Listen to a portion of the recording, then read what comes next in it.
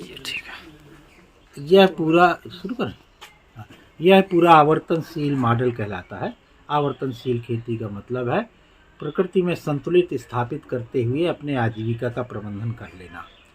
और मानव 4 प्रकार के काम करता है। व्यवहार करता है, व्यवसाय करता है, विचार करता है और अनुभव करता है। तो हर मनुष्य का जो इस धरती में है, सबका लक्ष्य तो अनुभव है। तो आवर्तनशील खेती ऐसी विधि है जिससे हम अनुभव के लिए हमें और सहयोग मिल जाता है। तो कैसे मिलता है? प्रकृति में संतुलन, माने संतुलन सब जगह, जल संतुलन, वायु संतुलन, ताप संतुलन, ऊर्जा संतुलन, उर्वरता संतुलन, समाज में संतुलन और व्यवस्था में संतुलन। ये 7 संतुलनों को स्थापित करते हुए खेती करने का एक तरीका है। उसमें हम 1/3 हिस्से में बाग या वन विकसित करते हैं, किए हुए हैं। दूसरा 1/3 हिस्सा पशुओं के लिए, जिसमें गाय, भैंस, बकरी, मुर्गी, मछली सब कुछ है उसमें। और एक प्रोसेस करने के बाद जो बचता है उसमें इस खेत के इसमें 10 परिवारों के लिए पूरा रोजगार पूरे साल भर का मिला हुआ है। तो माने अधिकाधिक लोगों की इसमें भागीदारी है।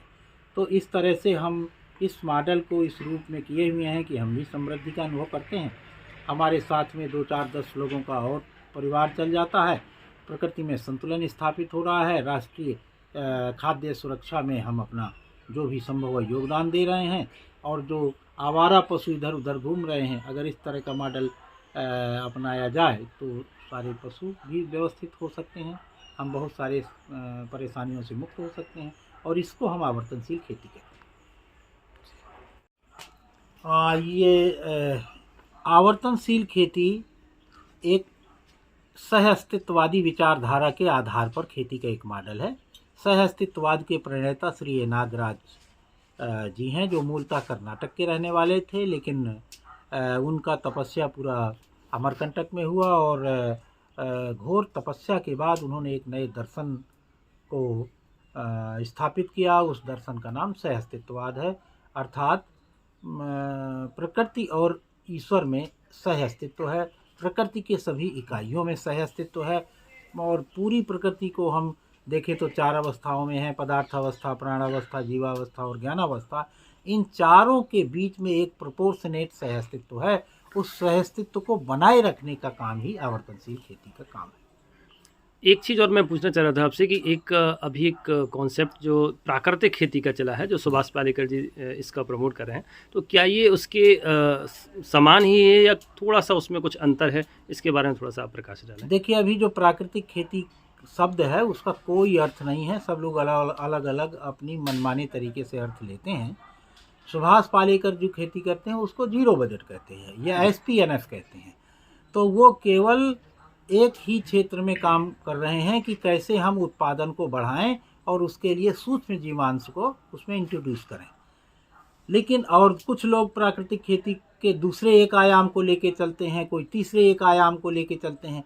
हम यहाँ पर जो आवर्तनशील खेती कह रहे हैं उसमें सारे आयाम हैं, माने पशु पक्षियों का भी संतुलन हो, प्रकृति का भी में भी संतुलन हो, और मनुष्य और माने सभी अवस्थाओं का संतुलन स्थापित हो, जिससे जल संतुलन, वायु संतुलन, ताप संतुलन आदि बना रहे। इसके लिए हम यह आवर्तनशील खेती काम करती है। बाकी जो प्राकृतिक खेती का नाम भर लिए हैं वो, और जब उनसे बहुत डिटेल में पूछा जाए तो बता नहीं पाते हैं। अलग अलग एक एक आयाम को लेकर वो एडामेंट हैं कि यही भर प्राकृतिक खेती है, और बाकी चीज़ों को छोड़ देते हैं। तो ये कितने सालों से सर आप इस खेती कर रहे हैं? मैं इसको 1989 से यहाँ कर रहा हूँ जी। 1989 से लगातार हम इसी में हैं जी। तो आज आपको लगता है कि अगर इस खेती का प्रचार प्रसार तो चूँकि हो ही रहा है आपके माध्यम से, लेकिन अगर लोगों ने इसको अपनाया तो देश की अर्थव्यवस्था और कृषि व्यवस्था दोनों ही इससे सुधर सकती हैं? क्या कहते हैं आप इस बारे में? इसमें 5 चीज़ें होंगी और होना ही पड़ेगा जी। ये इनकी झकमारी है, हम नहीं कहते हैं तुम करो। नमस्कार दोस्तों, मैं डॉक्टर गोस्वामी स्वागत करता हूं एक बार फिर आपका अपने YouTube चैनल ओमकार इंडिया में। आज इस वीडियो के माध्यम से मैं आपको बांदा ज़िले के एक बहुत ही प्रगतिशील किसान मिस्टर प्रेम सिंह जी के फार्म हाउस को विजिट कराना चाह रहा हूं। चूँकि ये फार्म हाउस एक फार्म हाउस ही नहीं बल्कि एक इंटीग्रेटेड फार्मिंग का एक ऐसा जीता जागता नमूना है कि जो शायद आपने कहीं इससे पहले नहीं देखा होगा। तो चलिए सबसे पहले हम विज़िट करते हैं यहाँ पर कि कैसे कितनी खूबसूरती के साथ इन्होंने इस फार्म हाउस को सजाया हुआ है। सबसे पहले आप इनका जो चलने का रास्ता देखेंगे, ऐसा लग रहा है कि किसी बहुत अच्छे गार्डन में हम लोग विज़िट कर रहे हैं और ये शहर से मात्र 4 से 5 किलोमीटर की दूरी पर स्थित है। तो यहाँ पर देखिए लोगों को रहने के लिए कितना सुंदर शब्द यहाँ पर स्लोगन लिखा हुआ है, व्यवस्था ही धर्म है। क्योंकि आज हमारे देश में जो सबसे बड़ी समस्या है वो बिगड़ी हुई व्यवस्था है। अगर हम उसको सही कर लें, उसको सुधार लें तो हमारा पूरा देश ही सुधर जाएगा। तो यहाँ पर ये देखिए किस तरह से एक खूबसूरती के साथ, ऐसा लगेगा नहीं आपको कि एक बांदा शहर के छोटे से एरिया में है, इतना खूबसूरती के साथ इसको सजाया हुआ है।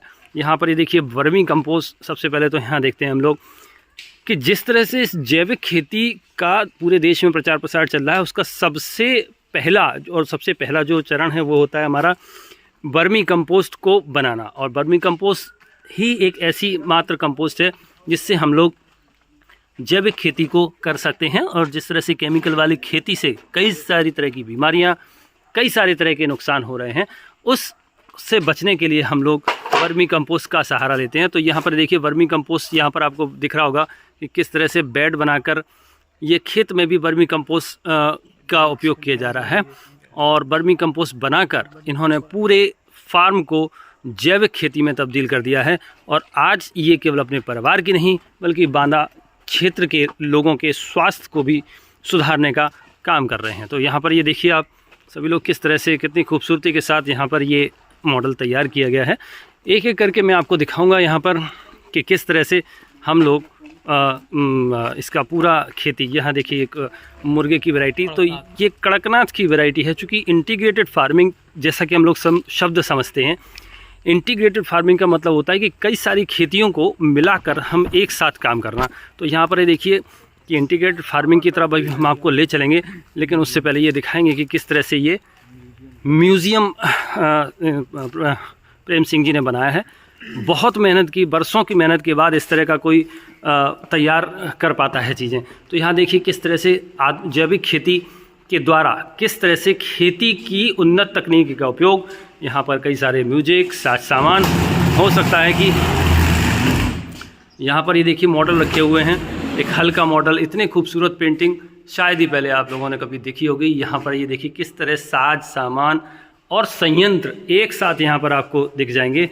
हल और इसके छोटे छोटे से मॉडल, किस तरह की फ़ोटोग्राफी, किस तरह की चित्रकारी, ये सारी चीज़ें इतनी खूबसूरती के साथ यहाँ पर बनाई हुई हैं कि शायद ही आपको पहले कभी देखने को ये मिली हों। तो यहाँ पर दिखा सकते हैं आपको, ये पहले आदि मानव लोग किस तरह से खेती का उपयोग करते थे, किस तरह से खेती करते थे, किस तरह से भोजन की उनकी व्यवस्था थी। बहुत खूबसूरत चित्रकारी।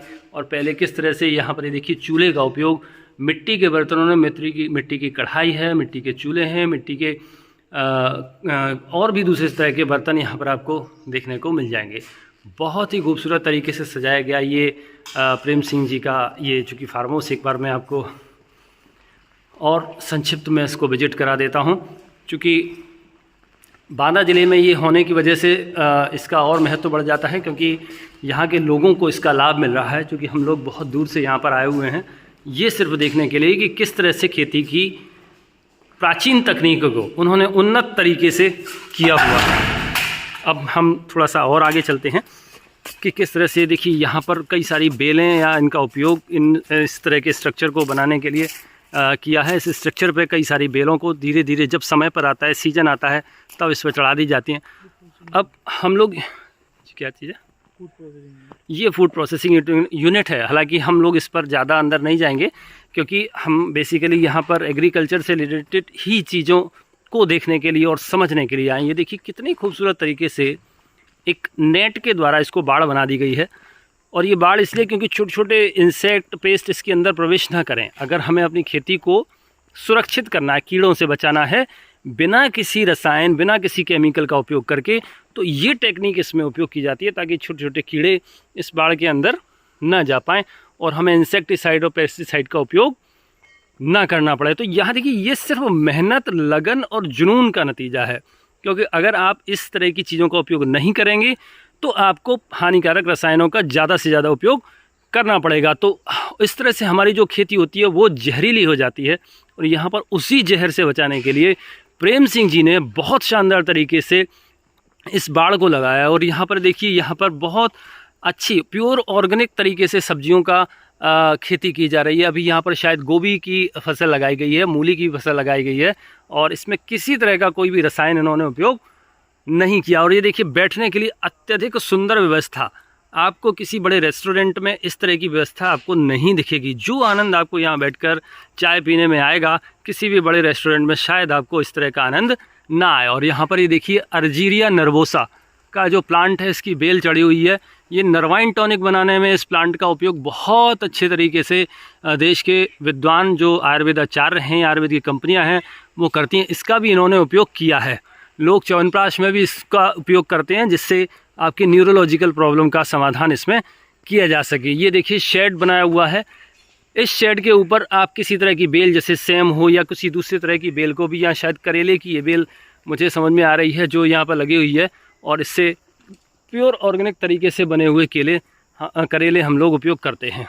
यहाँ देखिए, ये लौकी की बेल इसके ऊपर चढ़ी हुई है। इतना खूबसूरत इन्होंने इस चीज़ को बनाया हुआ है। यहाँ ये देखिए, ऑर्गेनिक तरीके से लगाए हुए टमाटर यहाँ पर आपको दिख जाएंगे। ये बाड़ बनी हुई है, ये इसीलिए इसको बाड़ को बनाया हुआ है ताकि इसमें किसी भी तरह के इंसेक्ट पेस्ट ना आए। यहाँ पर ये देखिए, पालक की खेती हो रही है। तो इस तरह से ये इंटीग्रेटेड फार्मिंग का एक जीता जाता मॉडल आप सभी के सामने देखने को मिल रहा है, जो कि प्रेम सिंह जी ने बहुत खूबसूरत तरीके से बनाया। ये गोभी की फसल है, ये भी ऑर्गेनिक तरीके से बनाई गई है। और ये देखिए, आम का बगीचा है। तो आम का उपयोग जनरली हम लोग अचार बनाने के लिए करते हैं।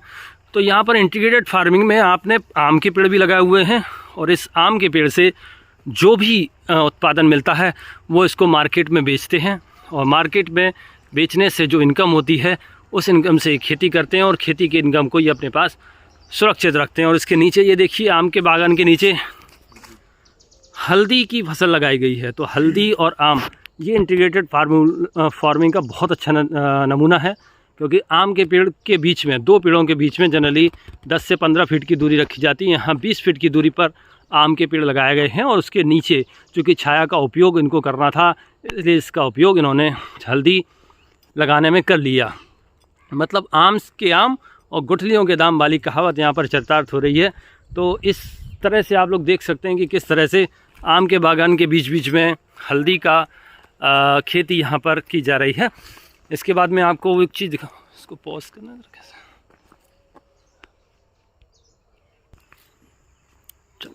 कोई यहाँ पर देखिए, इस तरह से एक आखिरी चीज़ और मैं आपको दिखाना चाह रहा हूँ कि ये बहुत अच्छा सिस्टम इन्होंने बनाया है। ये इंटीग्रेटेड फार्मिंग के लिए रामबाण चीज़ है। ये यहाँ का वाटर कलेक्शन यूनिट, यानी कि इसको हम पॉन्ड बोलते हैं। तो ये यहाँ देखिए, इस तरह का ये तालाब है। ये तालाब यहाँ की पानी सप्लाई भी देता है, पेड़ पौधों की सिंचाई भी करता है, और यहाँ मछली पालन का भी ये केंद्र है।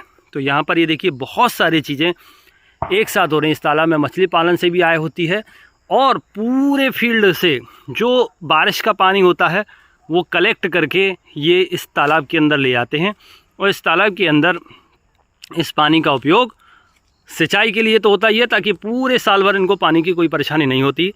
सोलर सिस्टम लगाया हुआ है ताकि बिजली का खर्चा नहीं आता। तो इस तरह से इंटीग्रेटेड फार्मिंग का ये इतना खूबसूरत मॉडल शायद ही आप लोगों ने इससे पहले कभी देखा होगा। तो मैं ये चाहता हूँ कि आप सभी लोग भी इंटीग्रेटेड फार्मिंग को अपनाएं। और सबसे बड़ी चीज़ ये है कि इस इंटीग्रेटेड फार्मिंग से आज फ्रंट कैमरा कहाँ से हुआ,